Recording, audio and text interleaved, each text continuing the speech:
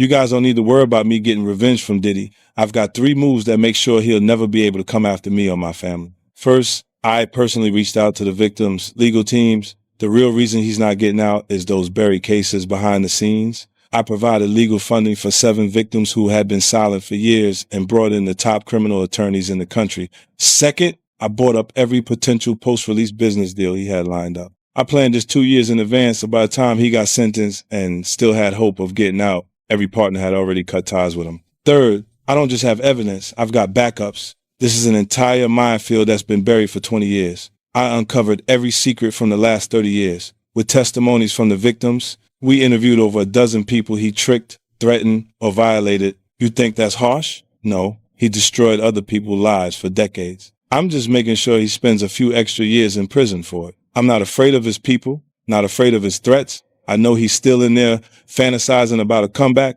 but the truth is, he's never coming back. Once Jay-Z said this about him, 50 Cent wasted no time firing back. About him. No one's scared of 50 Cent. I'm about $1. What the f is 50 cents? Jay goes, and nobody's afraid of 50 Cent. His safe presentation, what the glasses represent? Intelligence, right? A nerd, maybe? Why would you have to make that clear when no one's ever asked me if I'm afraid of Jay-Z? His largest selling record sold 430-something thousand copies. My largest selling records, plural, 2 of them, sold 5 million. In a word or a sentence, Jay-Z. The new lawsuit coming with Jay. The part with Jay. I go, oh, shoot, like, To us, Black excellence. that had to be there. We getting tighter. You know what I'm saying? And united we stand. And ain't nothing else. Black excellence, they're sitting there like, yeah. It's the billionaire brunch. Oh, Like, I hate you, man. unaware of anything going on here. This is the one time I'm going to be with you is this year. Yeah. Come on, bro. That's crazy. You really hate Sean Combs Why would they be thinking that? because of the things that you post on Instagram, Yeah, because but of the... Look at this. And let's stop for a second and do say that I hated him enough to hire his kids. And we've never done anything to each other. So it's just competitive energy and things that you say about other artists while you're in hip-hop culture. For many years, the friction between 50 Cent and Jay-Z remained as industry rumors instead of headlines. But this documentary transforms that speculation into reality. It depicts 2 icons of hip-hop ascending with opposing methods, one who welcomes conflict and another who prefers calculated tactics. While looking back at pivotal events, it asks if genuine power belongs to the bold agitator or the silent tactician, and how many moments in the history of hip-hop were perhaps incorrectly seen as mere accidents. Puffy is close, even though Jay lawyer came out and said they're not. Because Jay-Z and Puff was given an assignment. And that was to destroy East Coast rap. And what I mean by that, and I know people going like, yo, Gene is out of his mind and everything like that. Check this out, brother. Is that New York rappers was getting 800 to 1.2 million, or some larger than that, and sign with labels back then. And they was getting a lot of money to make albums and records. When they had guys down south that these labels was paying $250,000, $300,000 on record deals, and these guys was bringing back platinum albums and everything like that. So what they had to do was they had to keep New York rappers down. That's one reason, other than the Irv Gotti shit that 50 was going through and the poison they was putting in about 50, he had to go elsewhere to California or with Jay and not with Dre and Eminem to get a deal. They did not want East Coast rappers to get big. They were suppressing all new artists that was coming out of New York.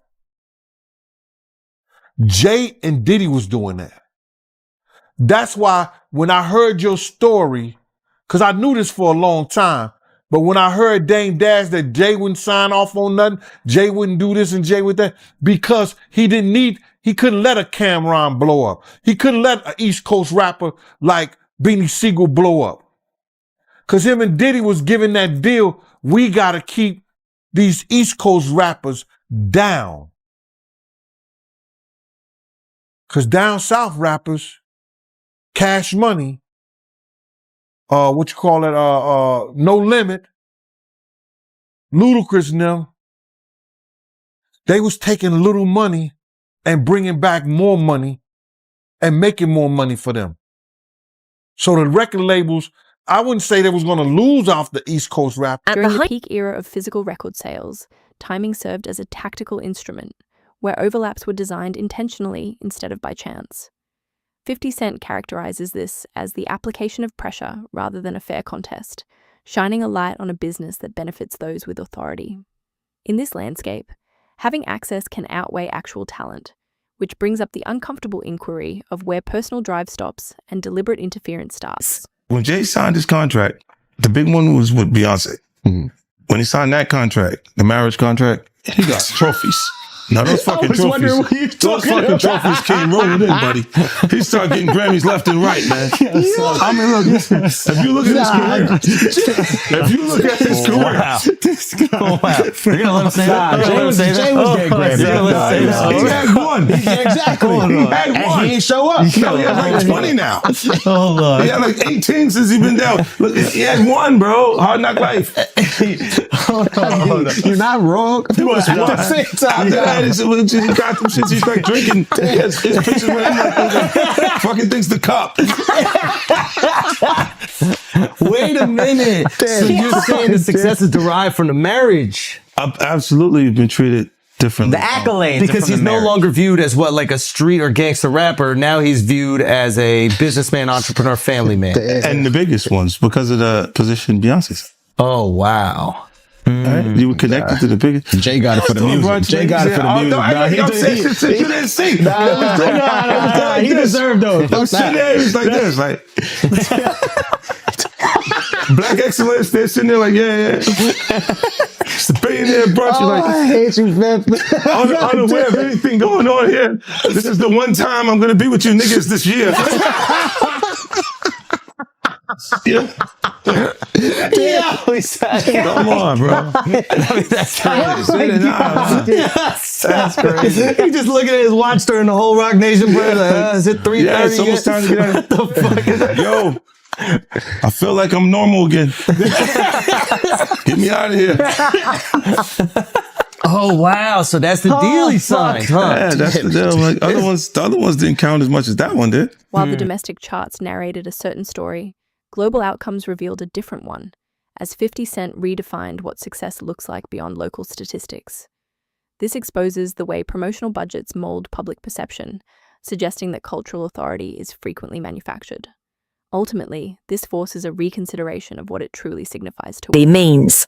Advise Beyonce to divorce Jay-Z as soon as possible because I'm ready to shoot a documentary about Jay-Z, and I guarantee it will outgross Diddy's documentary. If Beyonce sends me a legal letter on behalf of Jay-Z, I remind her to stay quiet. This is a dispute between men, and she has no right to interfere. I have to let everyone see the true face of Jay-Z. Jay-Z and Diddy have been longtime friends, and their business dealings never stopped. He frequently attended Diddy's parties, so why do people think he's innocent? Jay-Z and Diddy got involved in the same case in 2024, where a victim claimed she was assaulted by both Jay-Z and Diddy. I remember Jay-Z saying these were all rumors and that he was defending Diddy. But ironically, Diddy got arrested in 2025. And there's enough evidence to count his crimes on one hand. I've known him for 20 years, and I know how many bad things they've done behind the scenes. After Jay-Z founded his company, he repeatedly got into copyright disputes. In 1999, he was convicted of third-degree assault and served time in prison. He was unfaithful to Beyonce, and he was caught by Beyonce's sister. I think everyone has seen the footage of him getting beaten up in the elevator.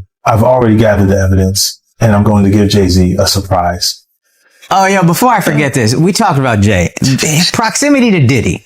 You don't think he knew anything? He's Hey, seemingly around relax. Diddy. I don't know. That was a real suburb question. Yeah, I know, right? Proximity. Hold on. And the proximity. Proximity. That's the SAT hit parade word. I had to learn Proximity of that. Jim. Do you think he fucking knew all of the shit that was going on? And that was like a. I don't want to incriminate myself. I know, but the way he said it, Like I said, no matter how you answer that shit, you snitching. That was a narc kind of. That was You asked the question like a fan. hey, I grew up with white people. If there's one thing I know, is how to get a black guy in trouble. But it's a great question. Yo, just give him the Happy Meal before you ask him to snitch, bro. You said, damn, they wasn't even drinking. Speaking of, how the hell you pronounce Lechem? Lechemin Okay. It's the King's Path. King's Path. Chemin de Roi. Because I know Branson. That's the one I pronounce. That's the Branson lifestyle. You're gonna be outside. Biff, you're not worried that if you throw little and you don't throw out allegations, but like you kind of poke fun at them. You just ask questions. You're not worried that it comes back your way? Like people dig up your past and try to pull stuff up? I don't got that shit in my past. I'm not. Everybody got a little bit. I took real enough. I took a pill, but it was for me to perform better. For her to remember, buddy. I didn't fucking give her a drink so she forget what the fuck happened.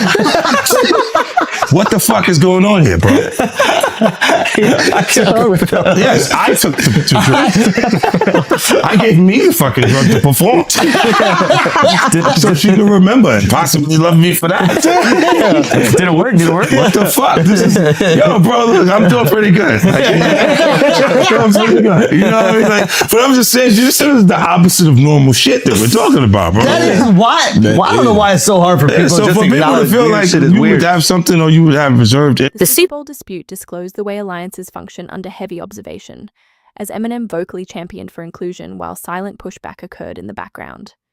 This demonstrates that authority depends more on validation than on expertise, and that genuine power is held by those who manage access.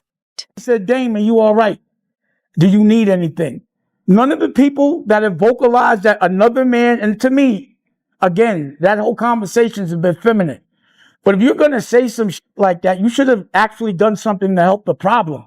But I never got the call from Ray saying, do you need anything? And anyone else that I've ever given, paid a bill, paid their rent, paid their college, any dollar, not one person, and I don't want them to, because they know I'm all right.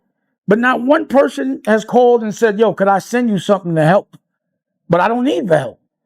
But if you're going to talk about it, be about it. But to me, that's just a jab when you tell and promote a false narrative and say that I'm in such a bad place that another dude should help me and that my tail's in between my legs to the extent because of a lawsuit that I would actually take that money. I'm a man. I don't want nobody to give me nothing but the opportunity to do what I got to do. And I don't see no opportunity. I don't want to perform for the Super Bowl. I'm not all right with the NFL. I'm still mad it ain't no black owners. We went from kneeling to being happy when we could perform for them. That wasn't what I was about. I was about ownership of our own league and taking pride in that. I'm not a court jester for everybody else to get good ratings. I know what we're being used for, and I'm not cool with that. So it's a big deal is to jump on a stage for a bunch of white owners? No, that's embarrassing to me. It's a spectacle. They're laughing at us.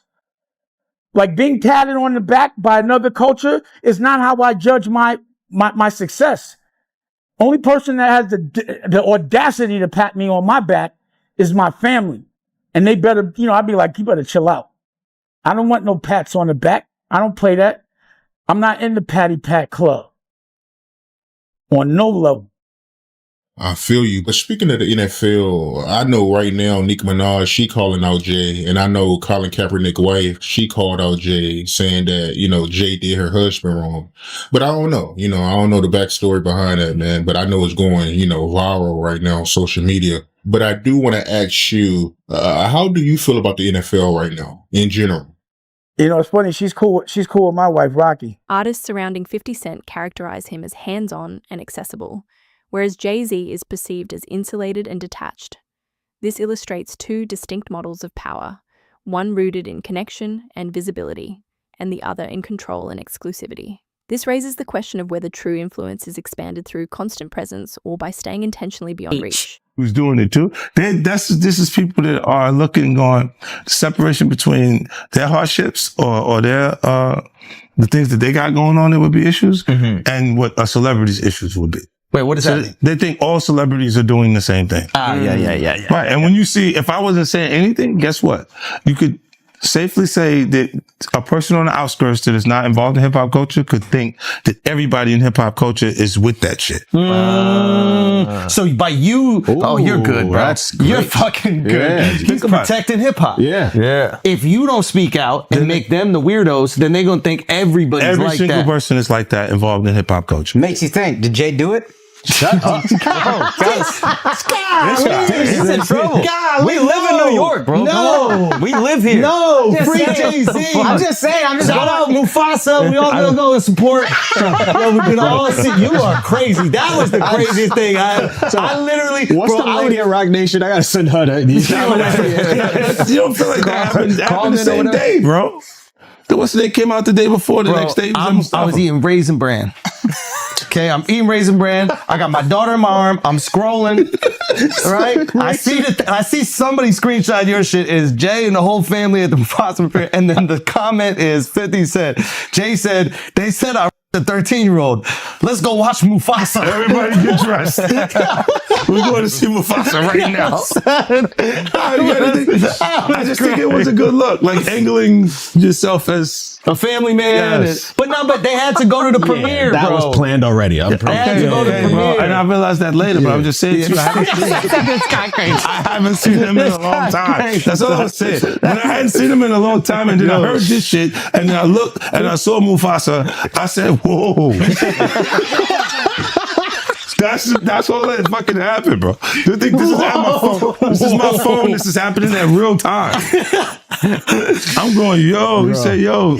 You just gotta say everyone gets these jokes, bro. That's what you gotta say. Yeah, no. Rappers, listen, comedians are new rappers, bro. That's why do people come to my page, bro?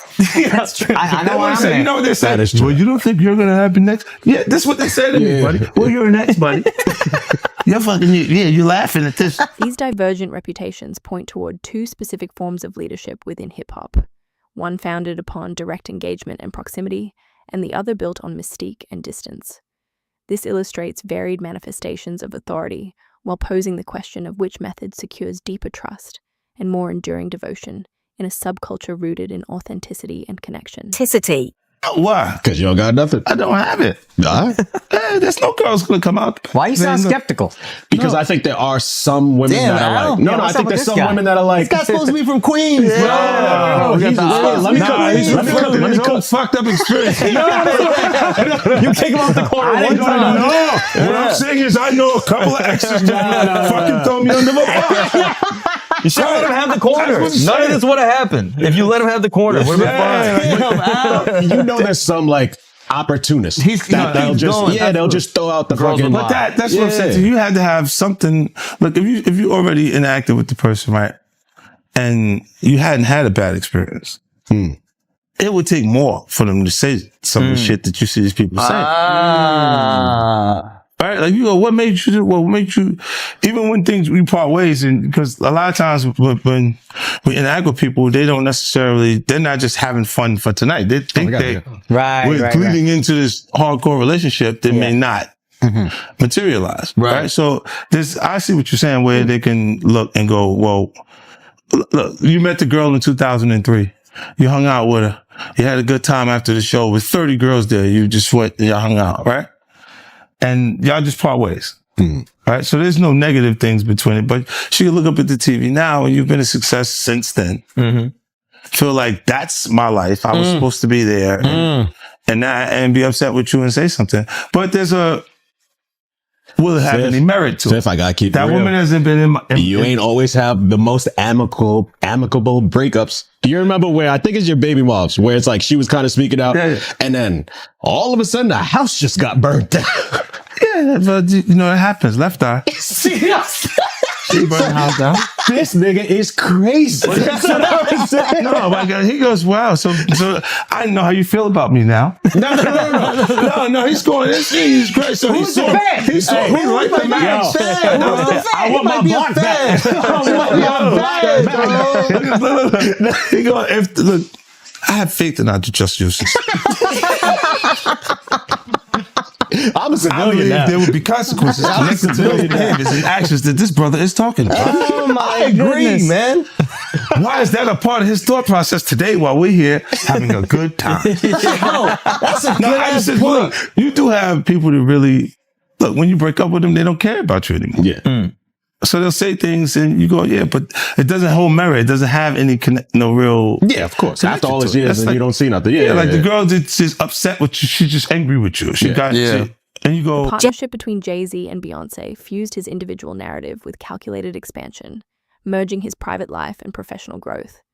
Critics contend that this union enhanced his cultural standing and bolstered his legitimacy, relying as much on the power of association as it did on his own accomplishments. I thought the smartest thing Jay said in the statement was, if you really believe this happened, then press criminal charges. He said, pull up. But I don't think that was. Tell me.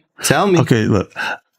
Because of the statute of limitation, there is there is no criminal. So it's making a statement is to make people feel like. But apparently, if she's under 18, didn't you say it still could be criminal? Yeah. He knows he's fed. He used to be a cop. So you turned him into a cop. He used to sell drugs and then he became a police officer. Did you know that? You said, How to rob.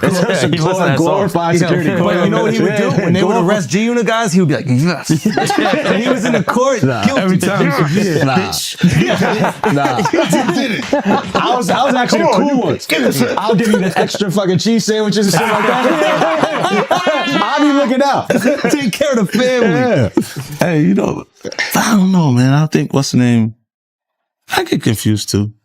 When you look at this shit, it's a lot. It's a lot of confusing information, right? But I think when you do point out that, why didn't you file criminal cases? Because you can't. You can't. It's over 20 years old. This was 2000, bro. No, but I think if it's a minor, when they're saying this is happening, I'm not even 50 Cent yet. Yeah. Oh, wow. You see what I'm saying? Like, this is that dates that far back. Yeah. So it's like, it didn't even take place at that point. Fans view this as a natural progression, yet it demonstrates how legacy is curated with the same precision as the music itself. With personal ties and brand tactics blending so perfectly, it becomes difficult to distinguish where authentic connection ends and a calculated public image begins. I'm saying, Sean Carter, you're a piece of shit. So why does it all come to a head now? Why now? Why? Because he's the acceptable monster at this time, like R. Kelly was the last time I sat on this couch. So who's next? Y'all don't see the lineup? Yeah, we see the lineup. I'm just waiting to see who's next. Jay-Z is setting Diddy up. Why is everyone having such a hard time? He ain't doing shit different. He lined up D. Haven, stole his life and identity. He lined up Big L, stole his life and identity. He lined up Dame Dash, stole his life, identity, and took his love. Lined up R. Kelly. He wants to be the one. Yeah, shout out D. Haven. He actually hit us up, wanted to tell this story. You need to talk to D. Haven. Yeah, we need to talk to him. I told you that last year when I put you on the phone with him. You did. I want you to think about this.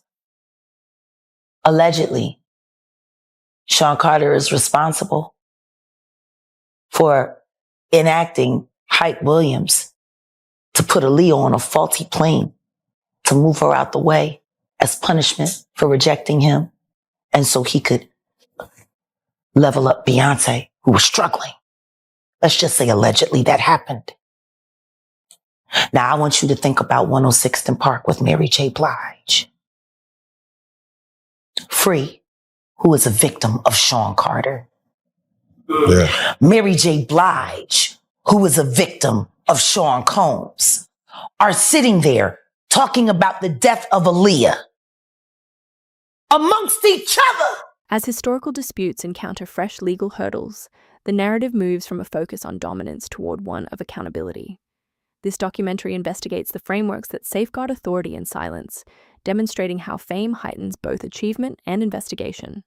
It ultimately asks if the industry is capable of addressing these matters with sincerity and honor, even after several decades have passed. You knew Jay personally, right? Know him, been around him a couple of times, brother. Been around him a few times, but I didn't know him. Know him as I'm sitting down and I'm breaking bread, eating off, eating a meal around him and shit like that, laughing, talking and joking like that. I've been around Jay-Z, and one time I wanted to knock his head off, because he was being disrespectful, but he didn't know he was being disrespectful because he ain't that type of dude. You understand what I'm saying? What happened? We was in Cancun and he had a personal assistant from my block named Laura. And he had brought like 3 people to the club. He had brought like 6 people to the club with him, and he was only supposed to get 3 people in. I was running the door at Daddy-O's from Industry Entertainment. They just told me Jay-Z only get 3 people in. You understand? So I'm at the door. I said, yo, Jay, you good? And 3 of your other good, but the other 3 got to pay. So then he said, Laura, handle him. And at that time, the type of dude I was, you couldn't tell no woman to handle me. You understand? When I'm talking to you as a man. So then I said, who you talking to like that? You telling her to handle me? You understand? And then me and him, he didn't say nothing. He just turned to the side. And if he'd have turned back around, he'd have got his head knocked off. But Laura told me, yo, Gene, please, Gene, you're going to make me lose my job. You know what I'm saying? And because one, she was beautiful. 2, she's from our block. You understand? I wasn't going to do that to her. You understand? So I gathered myself, stepped away from the situation, and then the promoter said Jay can let his people come in. You know what I'm saying? But he was being disrespectful. This is the same dude that Harlem cats used to laugh at and joke at. Even we was out there that time, he came to Cancun and he had a fake Versace shirt on and they was ripping him. I mean, they was ripping him. I know he's a billionaire now. He can wear whatever he got. He got $10 million watches and shit like that. But we talking about back then. You understand? We still had those stories from back then. And it's good that a brother can uplift himself. And that's why he's the type of person that he is, because he knew how guys used to treat him. That's why you could see him trying to sun people based on somebody who gets in that type of situation. You understand? This dude had the same cream deli silk shirt that I had. Now, cream deli cream shirts were fake printed Versace shirts. They were nice. You pay $45 for them, but you can't wear that around Harlem cats. You understand what I'm saying? Not if you in the rap industry. At that time, they used to have diamond testers. You understand? They'll roll up on the cat, and if your diamond don't beat, you understand? They'll talk about you. Snatch your chain off or whatever like that. So he had the fake cream deli cream shirt on, and they was roasting him. I think I seen him in a black t-shirt from that point on in Cancun the whole time he was there. Yo, let me just tell you something. When dudes from Harlem got something on you, bro, and they joking you, they at it. They gonna stop until somebody with some power or somebody with some money say, yo, get that dude a break. Give him a break. So Dame probably used to let him get him in a little bit, but then when Dame was like, yo, my man, let my man live. Let him live. They probably back up off of them and stuff like that. But they was joking, they was talking and stuff like that. And cause you just don't do that. You don't come to no major event with nothing fake or phony on. Not at all. Unless the only way you could get away with something fake or phony on, if it was Dapper Dan. If it was a Dapper Dan special, you good. He challenges a climate of quiet submission, contending that what appears to be self-control is frequently a maneuver for self-protection instead of true impartiality. If it wasn't Dapper Dan, nah, you couldn't do that, bruh. Not at all. Should have known better, but he was from Brooklyn. But from what you know about Jay, do you believe he's capable of doing what he's being accused of? What I know of Jay and what have I heard of Jay, I want to say this to protect myself, that there's stories of Jay talking to underage girls. It was a girl from my block that was 16, 17 years old that Jay was talking to. If she was 17. So there's plenty of stories out there that they might flood the market of Jay talking to underage girls. I heard this kid that is claiming to be his son. His mother was 15 when she conceived him and had him at 16. And Jay refused to do a blood test or anything like that.